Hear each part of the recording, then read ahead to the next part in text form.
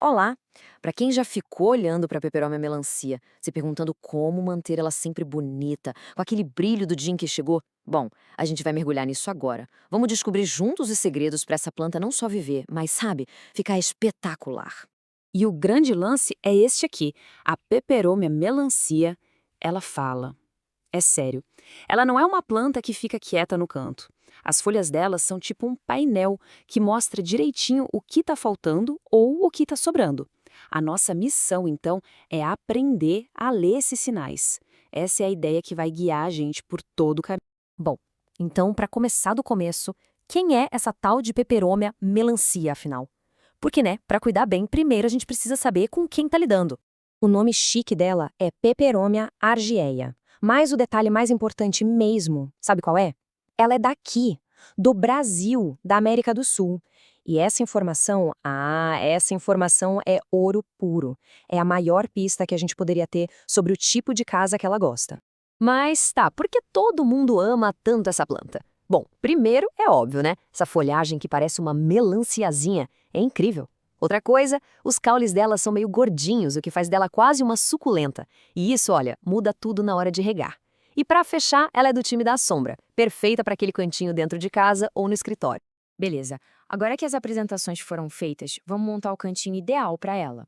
E tudo começa com o básico do básico: luz e terra. Não tem como errar aqui. Para entender a luz que ela precisa, é só fechar os olhos e imaginar de onde ela vem. Lá no chão da floresta amazônica, sabe? Embaixo de um monte de árvore.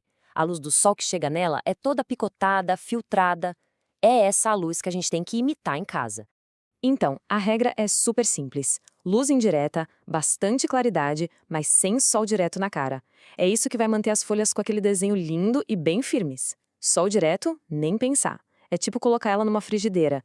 Queima as folhas, deixa tudo mole, caído. É para evitar mesmo. Agora, o solo. A palavra-chave aqui é drenagem. A terra tem que ser bem soltinha, fofinha, sabe? Para a raiz respirar e a água escorrer fácil. Uma boa ideia é misturar coisas como carvão e areia. Isso cria uns bolsões de ar e evita que a raiz fique nadando na água, o que é receita para o desastre. Ok, com a casa arrumada, vamos falar do dia a dia, a comida e a bebida dela. Ou seja, a rega e a adubação. Como é que a gente acerta nisso? Para rega, existe uma regra de ouro, anota aí. A terra deve ficar úmida, mas jamais encharcada. É muito, mas muito pior errar para mais água do que para menos. O segredo é o equilíbrio. É só pensar nela como uma suculenta. Essa é a mentalidade. Na prática, o que isso quer dizer? Quer dizer que só se coloca água de novo quando a parte de cima da terra estiver seca. Coloca o dedo lá, sentiu que está seco, aí sim é hora de regar. E não dá para esquecer da comida, né? A peperomia melancia é uma planta que gosta de um bom adubo. Ela come bem. Para ter aquelas folhas enormes, com o desenho perfeito, o ideal é dar um ranguinho para ela uma vez por mês, principalmente nas estações de crescimento, como a primavera e o verão. Existem ótimas opções de adubo. Um NPK balanceado já resolve. Ou então, daqueles de liberação lenta, que vai soltando os nutrientes aos pouquinhos, tipo o Osmocote. E aqui vai uma dica de ouro. Um que tem um pouco mais de nitrogênio, aquele N da sigla, é ainda melhor. O nitrogênio é que dá o verde e o vigor para as folhas. Certo. Agora a gente chega na parte que eu acho a mais legal de todas, a hora de virar um detetive de plantas. É aprender a ler os sinais, porque, como eu disse, as folhas são a voz dela. E a gente vai aprender a escutar. Então vamos lá. É como se fosse um tradutor. Se as folhas estão meio moles, caídas, ela está com sede. Simples assim. A solução? Água nela. Agora, se as folhas estão caindo só de encostar, aí o problema é o contrário. Tem água demais. Aí tem que dar um tempo, deixar a terra secar bem. E por último, se as folhinhas novas estão vindo pequenas, meio tortinhas, é fome. Sinal de que está na hora de adubar. E se desse para transformar uma única planta em várias? De graça! Pois é, dá.